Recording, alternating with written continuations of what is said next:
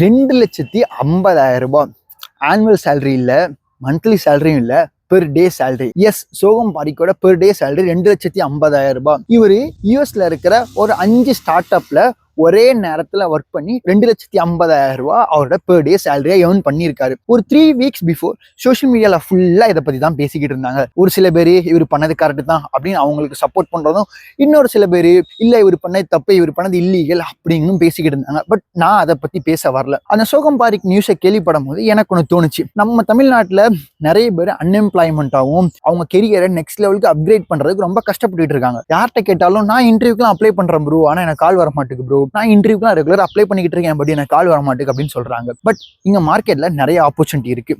HR எல்லாருமே recruit பண்றதுக்கு ரெடியா இருக்காங்க. நம்ம தான் நமக்கு தேவையான கரெக்டான ஆப்பர்ச்சுனிட்டியை கிராப் பண்ணிக்கணும். ஸோ மார்க்கெட்ல என்ன ஸ்கில் தேவைப்படுது அப்படிங்கிறத ஃபர்ஸ்ட் பாருங்க. அதை அண்டர்ஸ்டாண்ட் பண்ணி அந்த ஸ்கில்லை லேர்ன் பண்ண ஆரம்பிங்க. கண்டிப்பா உங்களுக்கு உண்டான ஆப்பர்ச்சுனிட்டி உங்களை தேடி வரும்.